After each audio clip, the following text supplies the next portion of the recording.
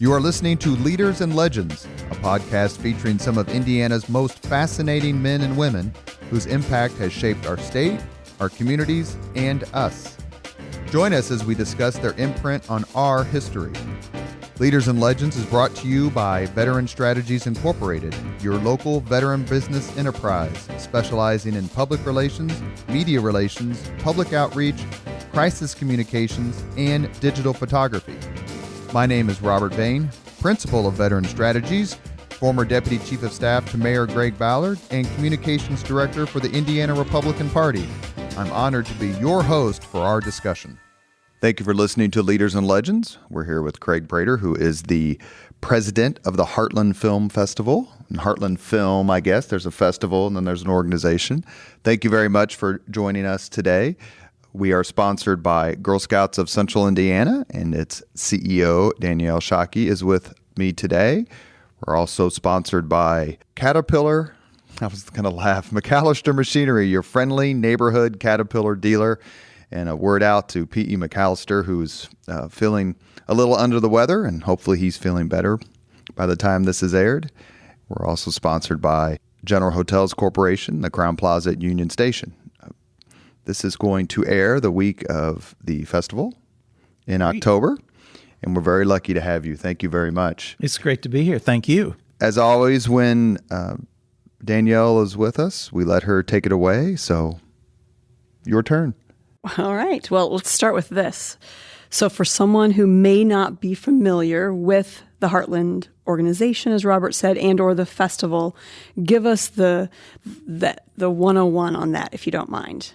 Well, and I'll try to make that as short because when you've been doing a film festival that we're now in our 28th year, which is unusual for film festivals. Film festivals don't have a 28-year history like we do. If you survive a film festival with 5 years, you've really accomplished something. So we're 28 years old. We are certainly well known and positioned worldwide now. We just got back from one of the largest film markets in the world in Toronto last week, and everybody was anxious to talk to Heartland International. So we're very proud of that. Very good. So you mentioned unique, 28 years, and I did some research and reading, and so I think I understand, but maybe our audience would love to hear from your perspective what made the mix of what was happening here with Heartland make it be able to celebrate its 25th anniversary 3 years ago, and that's when you came to the organization. Tell us about that. What is it that's done so well? Well, first of all, they did. I've just been here just right at 3 years now.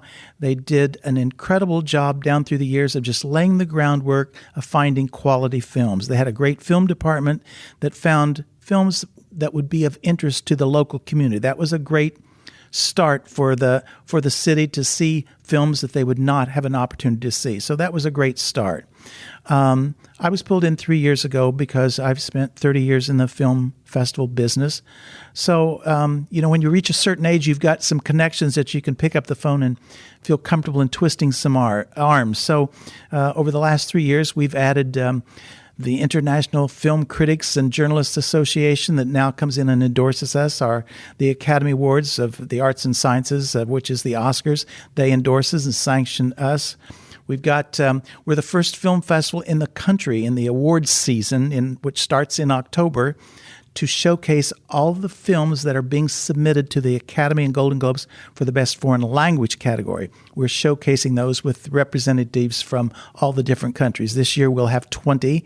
We're slowly building that each year because there are as many as 80 countries worldwide. But people can see films coming, the number one film from a given country here at Heartland in October. So we're very proud of that. That's interesting.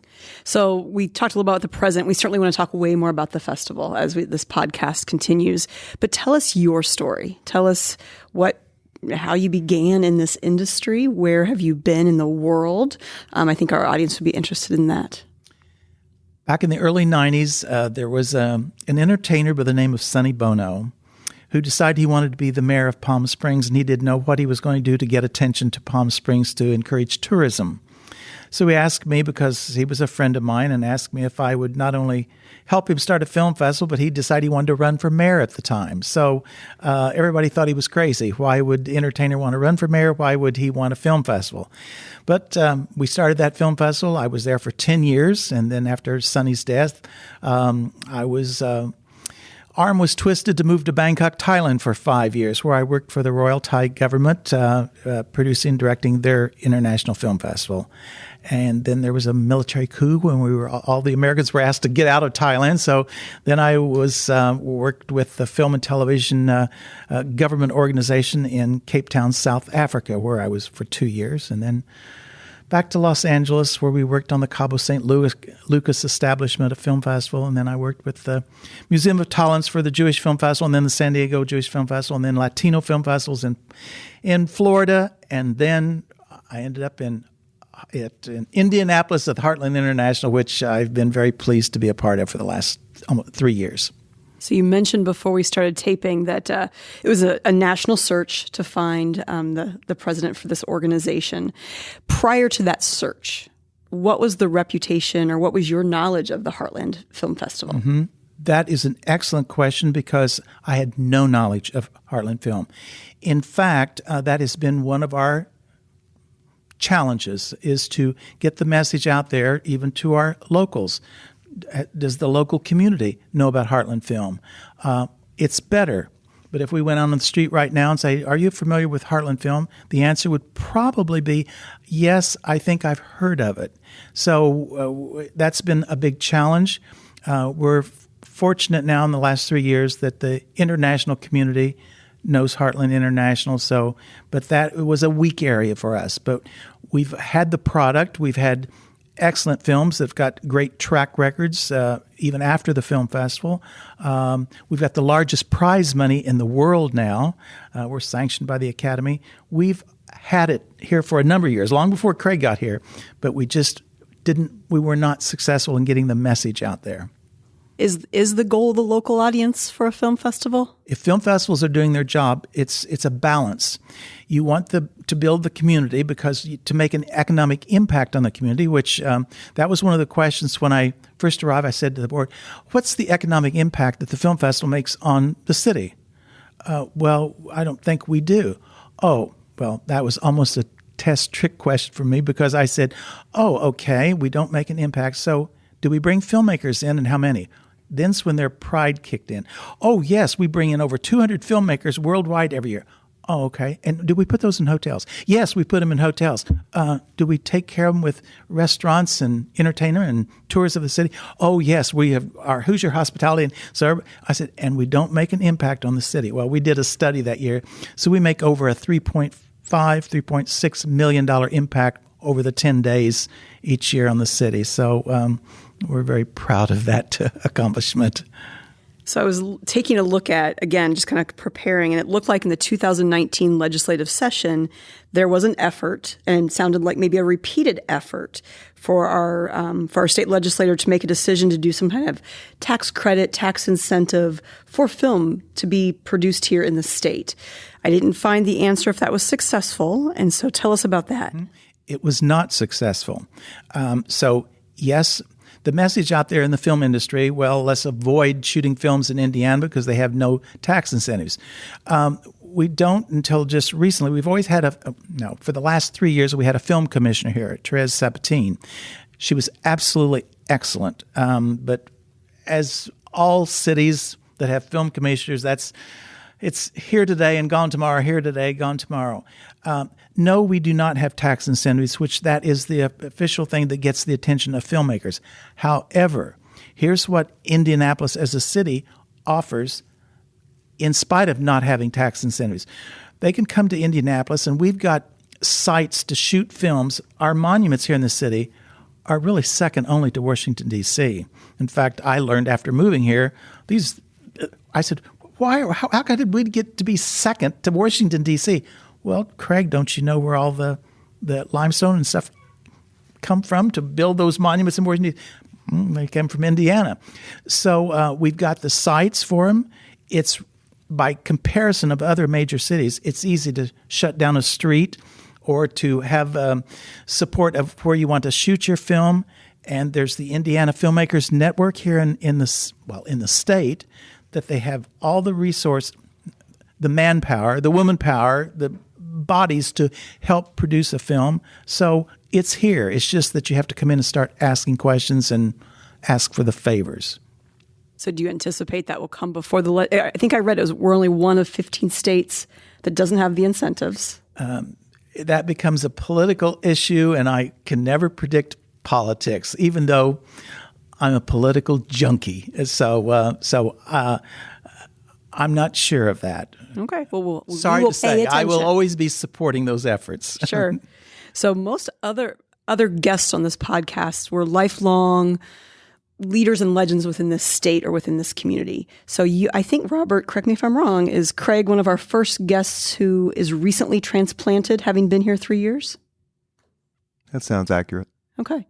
So so all of the other guests have loved Indiana since birth, and a lot of them went to college, So tell us what maybe you love about Indianapolis since you've been here thus far. I would put Indianapolis as a city up against any major city in this country, and I've got a few miles on me that have worked or spent time in most of the major cities. Indianapolis is excellent. The cultural arts here in Indianapolis is second to none. In fact, right after I started, when my California friends were saying, "Craig, what in the world how'd you end up in Indianapolis, and what are you doing?" I said, "I'll tell you what." In fact, I was talking to a number one publicist in the film industry at the time who was from Los Angeles. I said, "Do you have your LA Times in front of me?" "Yes." "Well, turn to the entertainment section." I said, "I've got in front of me right now our entertainment section." I said, it was a Wednesday. I'll remember this I said, "What's happening tonight in Los Angeles?" I said, "Well," he says, "it's just packed. We got so much." I said, "Okay, give me." For every one of his events happening on Wednesday night in Los Angeles, we had 2 and 3 events happening in Indianapolis. So nobody from another major city wants to get in a debate with me about the cultural arts and the activity in Indianapolis, because I will win. I'm very proud of being here in Indianapolis. Well, good. That's great. I too. I feel like when I travel, I always have to preface it with, we hosted the Super Bowl, right? We're not a cornfield. This is an amazing city to live in. So when you came and you've shared with us again off air that you chose to live in the downtown area. And I asked the question, what made you choose downtown? And you said your staff, and others said, oh, there's these great suburbs. Oh, yes. Tell us, having lived all around the world, what about living in Indianapolis, in downtown Indianapolis, was attractive? Yes, I had a full staff when I started here, saying, because I was just in temporary housing for a couple of months, and I said, okay, now where should I concentrate? Of course, everybody had a different story, on the south end and go to the north end, and then they go to Carmel, and I kept going downtown, and I would come back into the office. I love the downtown. There's everything. I could walk out. I don't care where the apartment or condo was going to be downtown. I could walk out the door, and there was something within a few blocks, whether it was restaurants, banks, grocery stores, whatever. So it was real easy for me to get downtown. I'm right in the center of downtown, and I love it. So what should our listeners look forward to about the festival that, as Robert said, is coming up here October the 10th? Is that correct? 10th through the 20th. Okay. Well, I think when this airs, everyone will know that we landed a stellar opening night film, which is going to get a lot of attention because it's Tom Hanks' new film, in the neighborhood about Mr. Rogers. That's going to get lots of attention. And our closing night film is with Jamie Foxx, Just Mercy, which is all about a civil rights attorney pleading a case. The lineup of films is an incredible balance because there's something for everybody, but all films are not for everybody. And I like to point that out because that's been an educational process here to get everyone to understand. The films at a film festival are diverse. They're different. And your favorite film might be different from yours. And so that's what we like to emphasize. But we got incredible events and our Filmmakers Brunch, which is on the last Saturday. It's when we will be awarding top prize money in the world to worthy filmmakers in a number of different categories.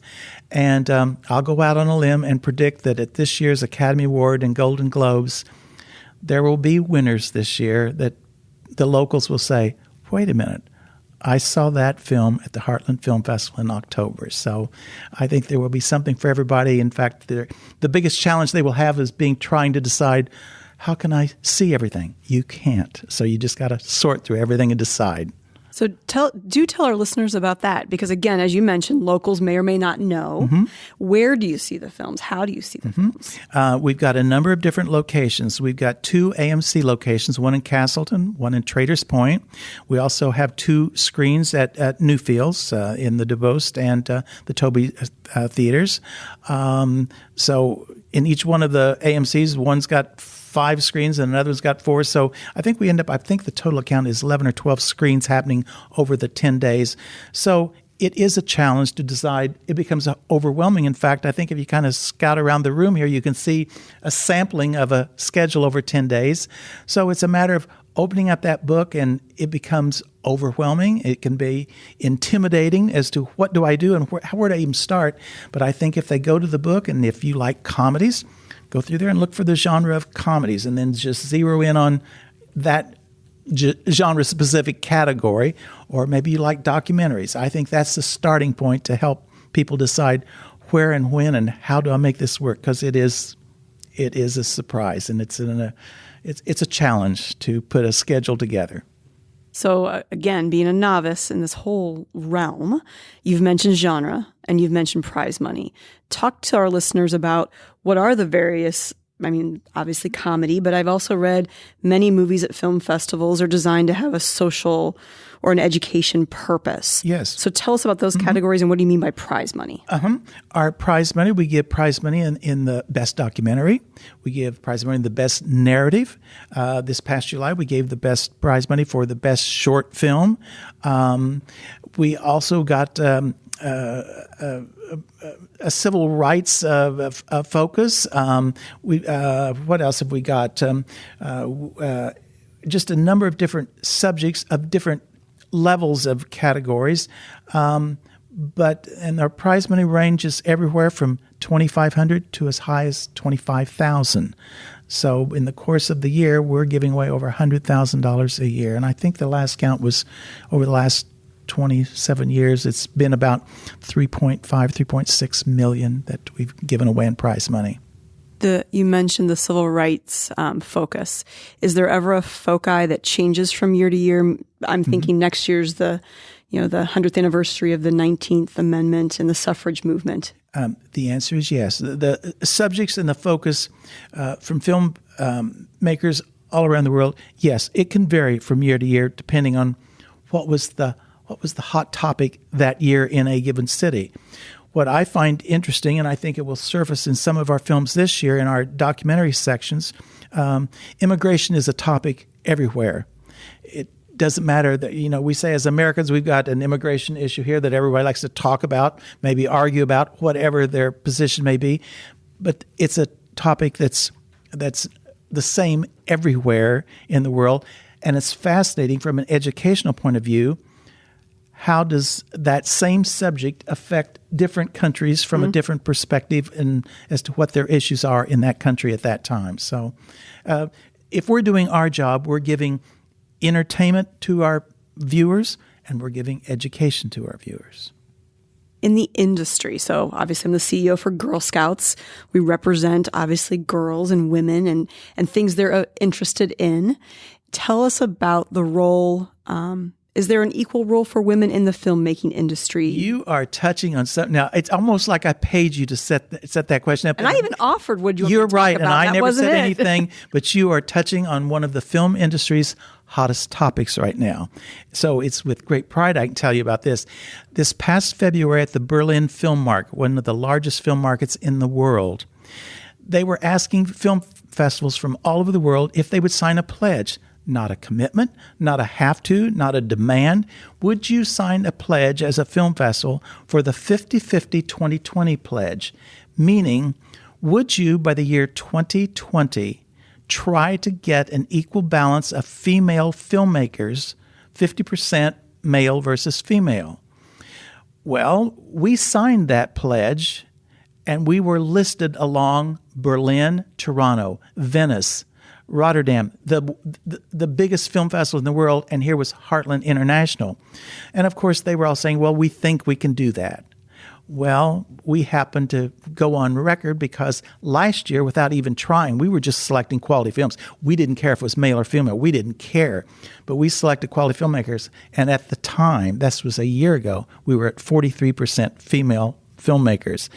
There's every reason in the world. In fact, I happen to know for a fact we'll probably hit that 50-50 this year.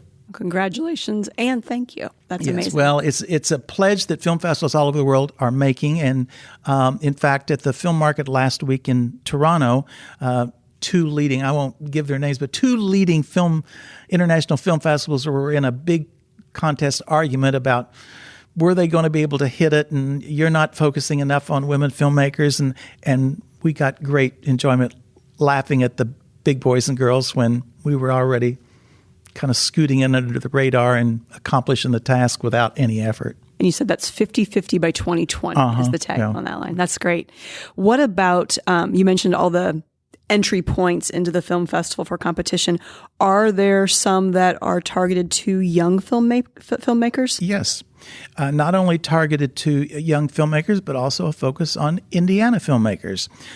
We have a high school film competition, and then we kind of branch that out and say, all right, does it fall into Indiana filmmakers? So we're true to our local filmmakers, and we're true. In fact, I think our staff will tell you Craig's a little partial to inviting in high school and college students that are interested in film, because some of the best stories I have at film festivals and some of the most successful stories are the involvement of high school and college kids who are working on films.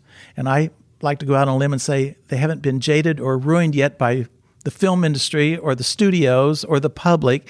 They're just going for it because they're innocent, naive, and the creativity is off the walls. That's why our short film festival in July each year has turned into something rather huge in a short period of time, no pun intended, because those filmmakers, they're young, they haven't been influenced yet, and their creativity is the best. What influence, if any, do you think? So I watch my own children do Instagram and Visco and all these other apps that allow them essentially to make what I would say short videos in creative ways. Mm-hmm. What impact do you think that has had on young people getting involved in film making? A lot, and for the better, because in fact 2 years ago we had a panel discussion that ended up in almost a 2-hour seminar lecture from the founder. Her name is Susie Portello, who is the founder and CEO of the International Mobile Film Festival. She was there to teach young filmmakers how you don't have to raise a lot of money to get all the funding to make your first film when you can take your smartphone, and that it was a learning process. So all of the social media stuff and the Instagram and everything has been very instrumental. And also, because I think it's a generation thing too, short films have become very popular because our attention span is, I would say, someone my generation's attention span might be a little different than someone that would be grandchildren. And so that's promotes short films, the creativity to create a short film. So I think all those social media apps are a plus. What about formal methods? Do you at Heartland offer any seminars, courses, young people, old people, to learn about the industry or filmmaking? And so that's one part of my question. The second is, if there's a listener out there who, maybe traditional college pathway, because I'm sure I went to Ball State, great communications school, right? But where else may they be able to get training in the film industry? As a film festival, no, we don't. However, we've got a number of working relationships with different universities here locally. Ball State is one of them. And yes, I've learned the communication area. In fact, we're very much involved with that. In fact, during our film festival, in our promotional videos that people see up on the screen, every single one of them have been done by student film classes in the greater Indianapolis and surrounding area universities. So we encourage that because, in fact, on opening night at the red carpet, lining that red carpet right alongside all the major press and media people, there's university students standing there with their cameras and their reporters getting the experience right alongside the experienced people that have been doing it for years. All right. So I want to pause and see if Robert wants to get a word in or a promo or a something. You're good? Okay. So I want famous people. I think I was looking at people who have attended the film festival. I think our listeners would be interested to know right here in, little Indianapolis, who may be in town that is just interesting, or who has been in town that we may have not known was here. Well, 2 years ago, we had Rob Reiner here, and I was anxious to see how Rob Reiner would play in Indianapolis, and our audiences here just loved him. So he was great. We're going to be giving a Lifetime Achievement Award this year to Cloris Leachman, which I think a lot of your audience would know. And then we've got a section of films that are anniversary films, anniversaries of everything from 5-year anniversary to as many as 80 years. We're doing the 30th anniversary of Brendan Fraser's film, The Mummy, and I learned that Brendan Fraser was an indie boy. So he's going to be here to promote the 30th anniversary of his film, along with international film critic and interviewer Pete Hammond from New York. So very good. Very, very interesting. All right. So the 10th through the 20th, correct? And so I think we mentioned at the top of the podcast, there's other things, and you've kind of alluded to the short films. Mm. What are the other projects that are year-round projects for Heartland? Mm-hmm. We do what we refer to as our road shows and our best of fests. So right after the film festival is over, we start planning for our best of fest. We do it in Franklin. We've got other ones that we're working on. Possibly Carmel, that we do films that won awards at our festival, that we do programs during the course of the year so people can say who we are and what we do, so that we'll encourage them to show up in our annual events each year in July and then in October. So we're pretty active year-round with our film programming. And so the Heartland is a 501c3, a nonprofit. Correct. I think that's also potentially interesting. So talk about ticket prices. Average public can afford to come see the films. Why a nonprofit, and what does that mean kind of for the community and the business of what you do? Nonprofit, most film festivals are nonprofits, and that, like any nonprofit, it has its set of challenges. But our prices are very affordable. They will run anywhere from as low as $8 for a film to as high as $15. Some of our special events for opening, which is parties and interviews and Q&As and everything, could run as high as $40. But basically, our average ticket price will run around $13. So I think that's affordable for everybody. But does that pay our expenses each year? Doesn't come close. In fact, we did a study last year, and we put it up on the screen, saying to people, we'd like for you to consider financially help the film festival, because your $13 ticket is what we're getting for that seat you're sitting in, but that seat is worth about $70 for the same. So you're getting a $13 ticket that's costing us about $70. No, and I think about entertainment, that price tag does not seem unreasonable. I don't think so. I just bought my daughter a ticket to see Dora the Explorer movie, which I'm sure is not winning any awards, and it was $12. So. Sure, yeah.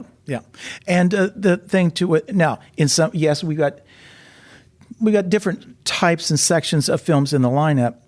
However, the majority of those films that are a part of our program, you'll never be able to see them ever again. A very small percentage are picked up by distributors that will show them in our local theaters after the film festival. It might show up a year later. The exceptions would be things like our opening, our closing, and some other ones that are scattered.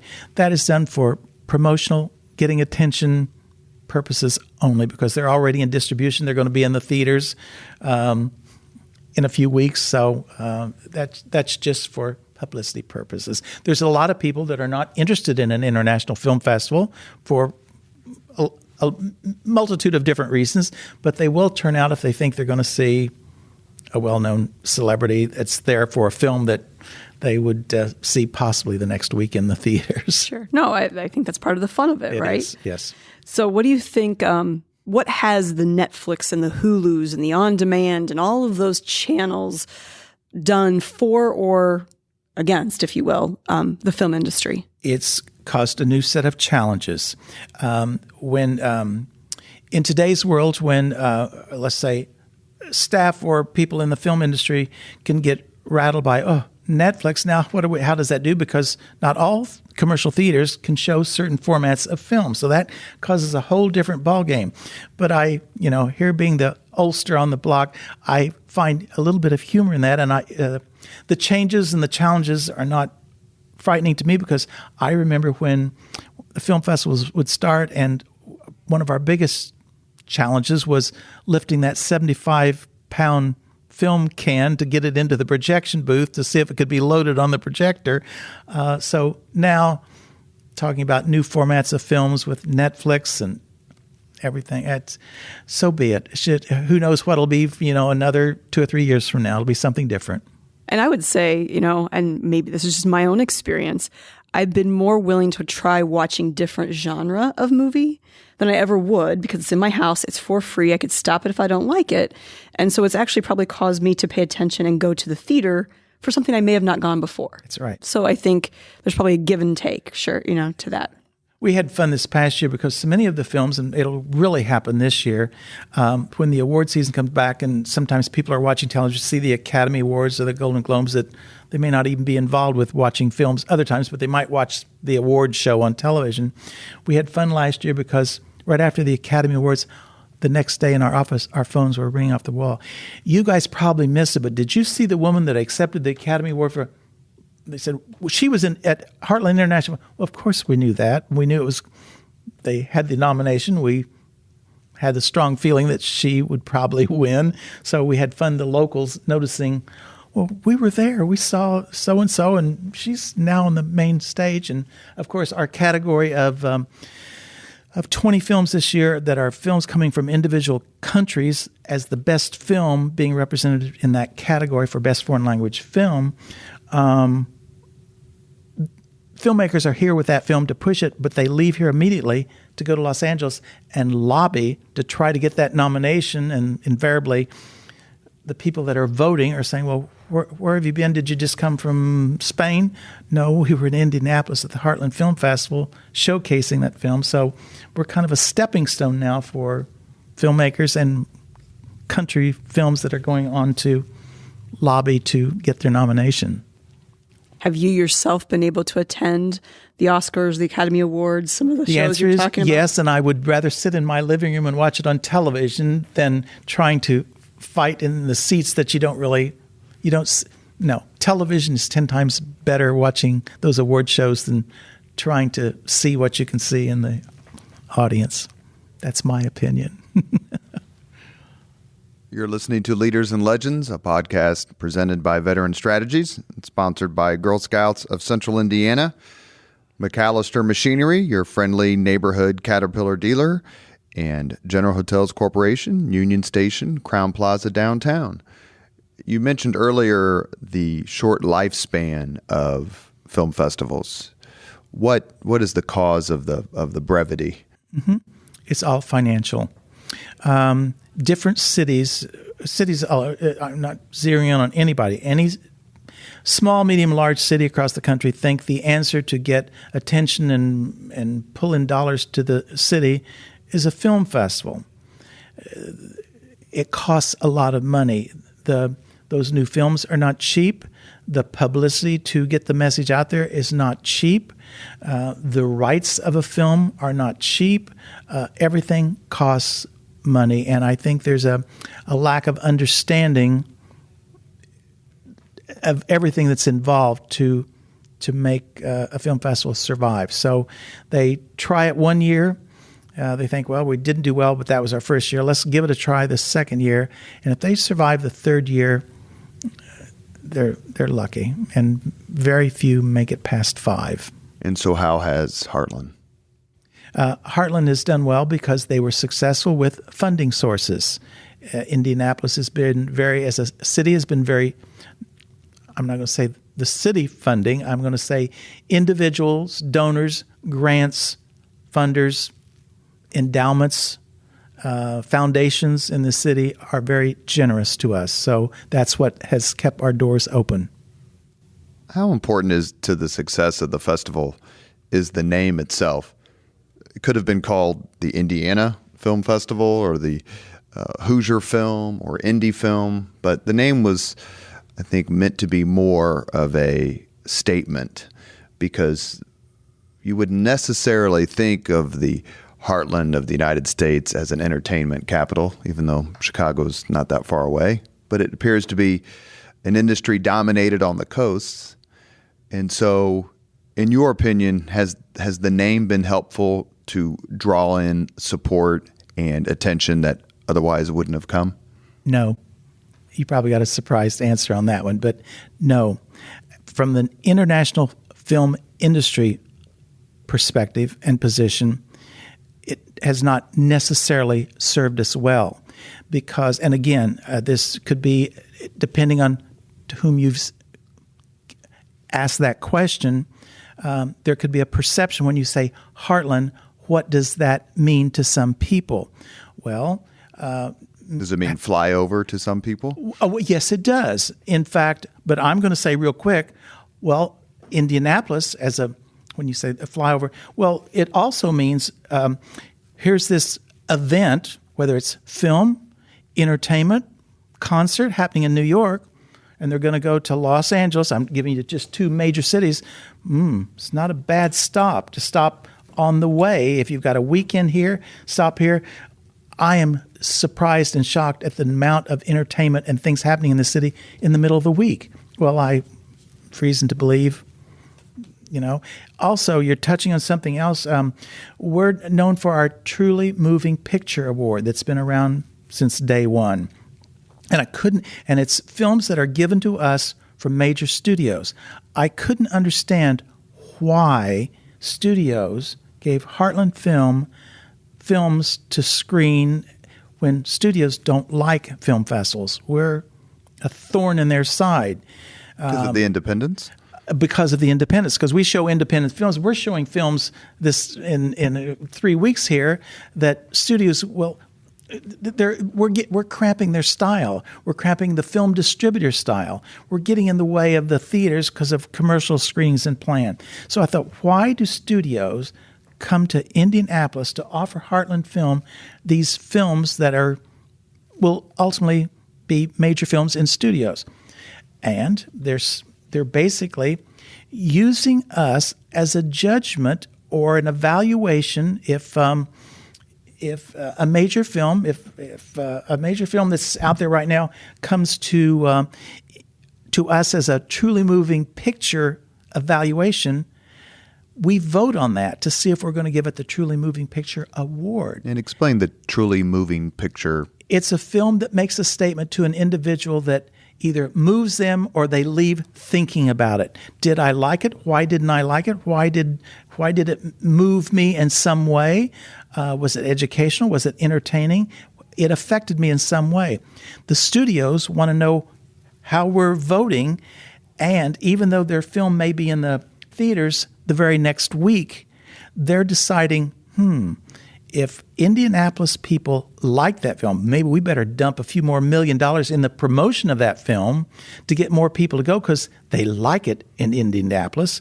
Or if we say, this doesn't work, they're going to start pulling back. That doesn't mean they're going to cancel their distribution deal at a theater, but they might not be spending millions on the promotion on the radio and televisions because the ratings here, according to our people sitting in the audience rating, that wasn't a number 1 rated film. How do films like the ones, and not that there aren't hits, for lack of a better term, that are part of the film festival or that have had its time at the festival, how do smaller films, grittier films maybe, how do they compete with the CGI monstrosities that are out there these days? Daniel asked a great question about Netflix, but within the theater itself, I mean, I get the sense that a lot of folks want to go to the theater these days to get their buttons pushed, to be enraptured or captured by all these amazing special effects. That's right. And so how does a smaller film or a more pensive film get noticed? It's very, very difficult. That's an excellent question. It's difficult at best because they are competing with what the average person in any city wants to go. They want those blockbusters. They want those action films. They want that. So they're not into selecting a film that's one of those films you're describing that may have an incredible storyline, a great message. They just kind of shun those. That's why, from my point of view, I like to always encourage people to look for the art theater houses like the Landmarks here, and every now and then they'll have a Keystone Arts. Yes, because that's where some of those lower budget films will screen that I feel have great impacts, and whether it's educational, entertainment, or just moving in itself. But to your point, it's rough for filmmakers who have to compete with those big blockbusters. Do you consider yourself a movie critic at all? I mean, you have decades of experience, have worked in different countries, worked at the highest level, encountered all these people. When you watch a film, are you watching it as a fan, or do you watch it more of like a critic's eye? No, I don't think I have a critic's eye. I am there. Yes, I know what the critics are looking for. They're either looking for if you and I go to watch a film, did we? I say there's 3 rating points. 1, did you just like it? Don't try to make anything out. Did you just like it?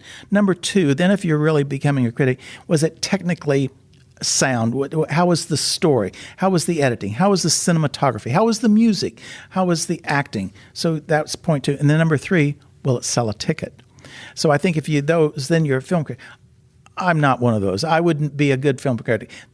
To me, one of the most enjoyable things of a film festival is, in fact, people that have my last 3 years, they know that when a film's letting out, where are they going to find me? I'm going to be standing right outside the theater door to hear all the comments, because you could come out and say, that was the best thing I've ever seen in my life. Oh, how come? And then you hearing all this, you come out the door and I just hated it. And you hear that. So because I say I'm not a good film critic, I'm thinking, you point out something why you didn't like it. I'm thinking, I missed that. You're pointing out why you liked it. I'm thinking, I missed that too.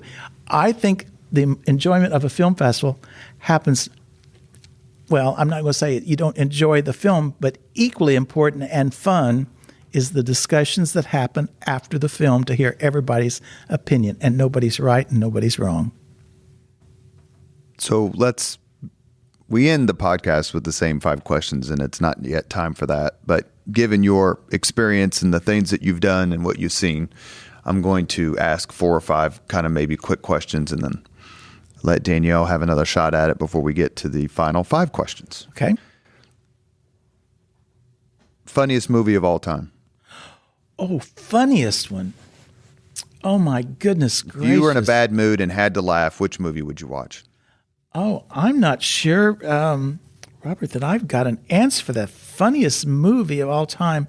The ridiculous ones are things like Dumb and Dumber, because I'm watching that and I'm making fun of it. Yet I catch myself laughing, but I use that just an example because of the absurdity of the whole thing. So it should have won the Oscar that year. Well, see, that was your funniest one then, right? All right, so now I've learned something about your funniest. It would probably be... I don't know. Caddyshack to me is probably the movie that consistently makes me laugh, even after what is probably legitimately 100 viewings. Yeah. Most romantic movie of all time, or your favorite romantic movie? Well, do you know what? I keep going back to wasn't it Annette Bening in American Beauty? Wasn't about the president? Wasn't that the one? American President. American President. Thank you. American President. American Beauty was. Well, yeah, that was another story. I guess yes, it depends American on your President. version of romance. Yeah, right. Yeah, really. But yes, I just thought Annette Bening in that. I thought that was interesting because I don't know. That was just kind of a modern love story that I caught my attention. If you could sit down with any actor or actress from days gone by and have a lunch, just chat about movies and life and experience, is there a particular actor or actress who tickles your fancy? Now I'm dating myself because I've met and certainly met my share of actors down through the years, but because I sat and had pizza and beer with Sonny Bono and Sophia Loren, I will just be a kind of a memory that's stuck in my mind because I watched the two of them laugh and make fun and say things that all of us would say, so they weren't on a pedestal in any way, and I just felt like that was something I will always remember in my little storybook of things. So I would have to say Sophia Loren. And as an ironic kind of a silly thing, I have this new pup at home now. Guess what her name is? Sophia. And she's still alive. She's still alive and still as glamorous as ever. She does look great. I would have to say there's so many, but if you had to choose someone alive, if you had a chance to sit down for a dinner with Olivia de Havilland, who was still alive at 102 years old, I don't know how you would pass that. That would be hard to beat. I totally agree with you. You mentioned the Oscars earlier, and I hate to sound like I guess this doesn't necessarily make me sound like a right-winger, but I stopped watching the Oscars after Saving Private Ryan did not win Best Picture and lost to Shakespeare in Love. And do you get the sense that Saving Private Ryan to me is one of the greatest movies of all time? It's absolutely fabulous. And Shakespeare in Love was an afterthought. Is there a cultural divide between, without getting into politics per se, a cultural divide between the elite cities where a lot of these films are made and decided and where we're sitting right now in Indianapolis and other places? No. You don't think, let me rephrase that. To get the answer you want? No, because I want to make sure, because I agree with him, because I think that the studios are going out of their way to make grittier films that are more reflective of everyday life. But there is a group of people who do believe that the elites are in charge and they're ignoring what's happening in the heartland. And I think a lot of these more independent films are being made to address that imbalance. Do I feel that there is a group of people? I wouldn't call them. I wouldn't refer to them as the elites, because when I hear elites, I automatically think the rich and famous, the powerful people because of rich and fame.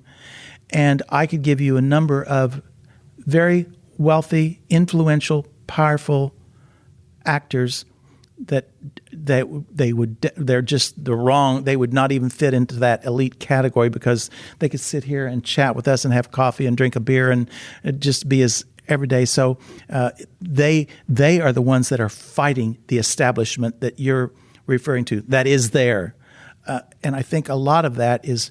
I would, instead of saying maybe the rich and famous, I would say it's the powerful, big money studios that are trying to drive for financial gain. Because the big example in the last few decades is The Last Temptation of Christ, which was has its history as being, we're not sure if we want to do this sort of film. We're not sure if we agree with the message. And Mel Gibson did it by himself, and it made $1 billion, roughly. Yep. And so that was more of the attitude where people want to see a certain movie. They're not getting a certain movie. And so is there a way to give people what they want? And does a festival like Heartland help convey that message to the people who get to make the bigger decisions on the coasts? A film festival like Heartland and any film festival that's doing their job is offering you a smorgasbord, a catalog of films that allow you to find that type of film like you're describing that you want, but that doesn't mean it's just that.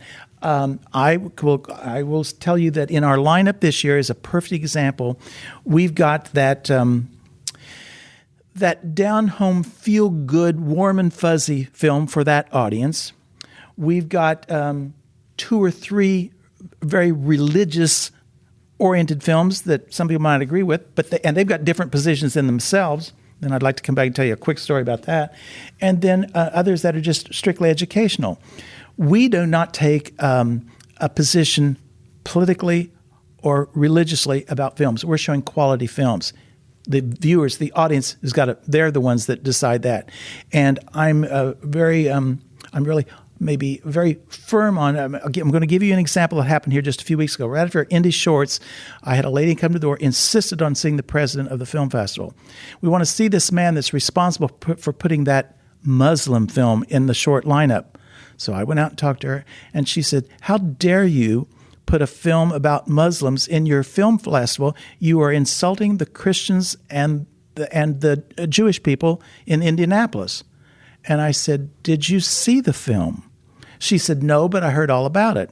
I said, "Well, it was endorsed and sanctioned by the Jewish Center here in Indianapolis. And that person that you're referring to happens to be from Indiana, and he was a former Ku Klux Klan member who went to put together a plan to bomb the local mosque here in Indiana, and he fell in love with the people, and he went from being a hate-mongering bigot, falling in love with the Muslims, and he become a Muslim. He does nationwide tours now preaching love." So I said, I think, and of course, before I even got that whole thing, she was out the door. So we're here promoting different types of film for different people that have different tastes. Hell hath no fury than a person who wants to remain ignorant. What was the name of the film? It was The Muslim Story. It was one of our short films that won awards. It was a short film. It was preaching all about love. I mean, this fit any category you wanted to put it in, but it was still about the love message. So we were proud to show it. Well, congratulations. Hopefully, maybe she even became converted. I mentioned Temptation of Christ earlier. It was Passion. Last Temptation of Christ is the William Dafoe movie from earlier. Do you have one more or two more before we do the 5 questions, Danielle? I have a 2-parter. All yours. All right. So my question was going to be, have you seen all the films in the lineup for this year? The answer is no. There's over 200, I believe, is the final count. So the answer is no. I've seen my involvement here at Heartland has been because we are recognized each year in the top 50 film festivals nationwide in our selection process. We have a 3-layered process of one group of film viewers, they rate it, and then it goes on to another group, to the third group, and then it ends up in the film department. If at any point the film department, in their final decision, are in question, they'll pull me in to say, "Craig, what do you think?" So the answer is no. I have not seen all of them. I've seen a lot of the major ones, yes, because I'm a publicity junkie, and I like to go out and promote films and get people's interest and enthused about them. Well, that was going to be my next kind of question is, if I'm going to buy a ticket now for a show to see between the 10th and the 20th, what would you recommend?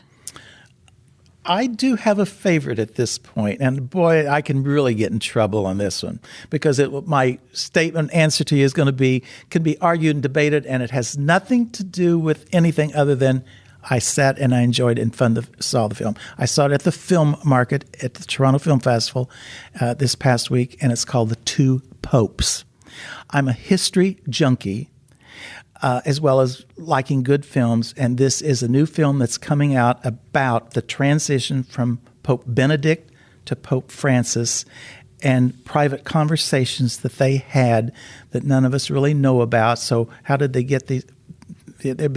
But it's all about both of these popes were great extremes from one's position, even though they were both former cardinals in the Catholic Church.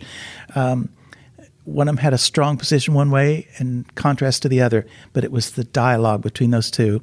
You fall in love with both of those popes. You cannot. It doesn't matter whether you're Catholic or not, and I'm not, but you cannot not love the dialogue and the respect that these two men have to this day for each other.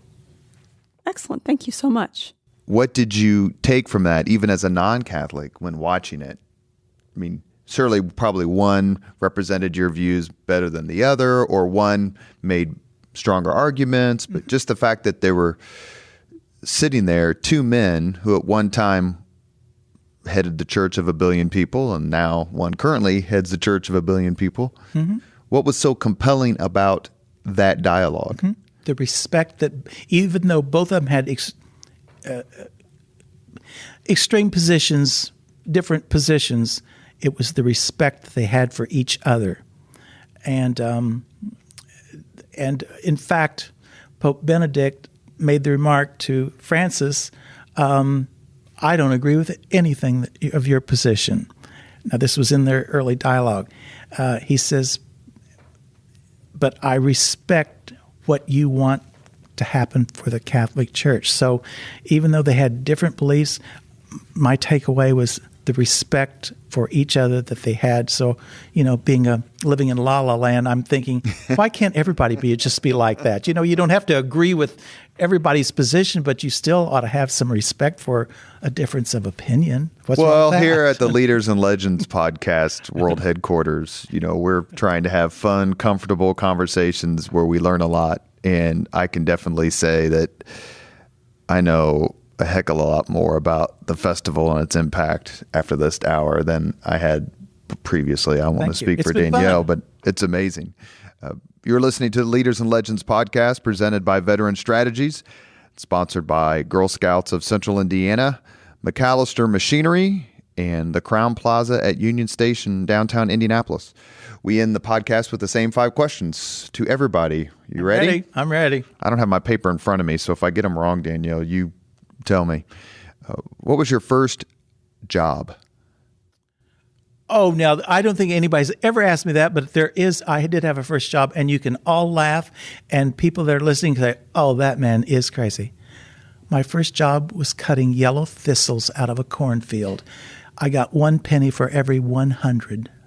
Actually, the people in Indiana will understand that better. So many youth here did corn detasseling. So that actually means something. I understand in Indiana. that too. Okay. So were you in Thailand? Did you help make Nikes for about the same wages? No, because the film festival there was financed by the Royal Thai government. So I was basically an employee of the Royal Thai government. What was your first concert? Oh, the Rolling Stones. When? When? Oh, back in the early 60s. Early 60s? Yeah, remember, I was listening to you throwing out some dates earlier. Remember, I was graduating from college before you were even born. If you could recommend any book for someone to read, which book would you recommend? The same book as I would say the movie, and it's To Kill a Mockingbird. I'm just a junkie of that film and that book. And the book and the film are under fire. Yes, because the new film did a rather different approach to the film. So I'm not going to say I'm a fan of the new article, but I would argue and debate why why the book should be under fire, because I think it was a warm and fuzzy film to me, and it's hard for me. I just don't see color. I don't see religion. I don't see any of these things that people put as barriers to why I wouldn't like different people. If you could witness any event in history, which event would you choose? Oh, easy answer for that. Remember, I was a college student in the 60s, so I was one of those campaign people for civil rights. So you'd want to witness? I did witness all that picketing and fighting in the South. I was there saying, why? I don't care what color you are. Why aren't you sitting right here with me at the same counter? That was me fighting. And so we've had some of that on Leaders and Legends. We've had political leaders from different parties, and actually we have a couple more coming up. My friends are also diverse with all political parties and all religions. I wouldn't have it any other way. Amen. Last question. If you could have dinner with anyone in the world living, whom would you choose? 2 hours off the record? You know what? It could be someone with whom you've already had dinner. Well, I haven't. And everybody makes fun of me on social media because every Sunday morning I will post just the simple comment, Jane time, and people took a long time. They didn't know what in the hell I was talking about. And I was talking about Jane Pauley. I go back many years with Jane Pauley and following her, and I'm just a junkie, so I would love to sit down and just talk to her because you see this, and she's an indie girl. Mm-hmm. And so I would love to say I've shared a meal with her and talked about her to see if she's the same kind of person that I have created in my mind that she is. Well, she's done a lot for the city. Well, I like her. With regard to clinics, and she's really made her mark. And she was one of the very first Indianapolis celebrities who left the city and then went on to do bigger things. Yes, and somebody else I would add in there that everybody makes fun of me because I happen to not be a country western music fan. In fact, I'm not a fan at all of that. But I would give anything to say I saw and spoke to Dolly Parton. She and I are just 2 days apart on our birthdays. Same year, everything, but we're just 2 days apart. So I think of her as my astrological twin. So do I get a kick out of her music? No, but I just think she'd be an interesting person to talk to. I don't know about Dolly, but Jane is a Girl Scout. So I bless that lunch meeting that you may have. Well, you set that up and I'll invite you to. Okay, very good. Yes. We should try to get Jane Pauley on the podcast. All right. She does come to town. She went to Warren. She grew up on the east side, as I recall. Yeah. Well, everybody makes fun of me on my early morning, Sunday morning post where I say Jane time, and now they're catching on to why I like that. And Dolly Parton is also a Girl Scout. Well, let's get all the Girl Scouts together. See, I told you I was a party. Girl Scout fan. Let's get all these Girl Scouts here in Indy. Dina, where's the man enough to be a Girl Scout shirt? Oh, my goodness, we missed that opportunity. Well, we can take care of that. We have a T-shirt, Craig. It says, man enough to be a Girl Scout. Works for me. One of the founding members of the board of directors of the Women in Film and Television Showcase chapter in Palm Springs. One of their first men was yours truly. All right. We will let you wear one. Yep. Thank you. I wear it to the gym and people go, what in the hell does that mean? Listen to the podcast and you'll find out. Mr. Prater, thank you. It's my pleasure. Thank you. That was an absolute blast. Well, I enjoyed it. Anything we can do to help promote the festival. And let me please also thank Kelly, your executive assistant, with whom I went to high school, who helped make this happen. It wouldn't have happened without her. So thank you very much, Kelly. Danielle, amazing as always. It's great to see you. Thank you very much. You are listening to Leaders and Legends. Thank you very much for listening to Leaders and Legends, brought to you by Veteran Strategies Incorporated. If you want to contact us about this program or our menu of public relations services, please send us an email at robert@veteranstrategies.com. That's robert@veteranstrategies.com.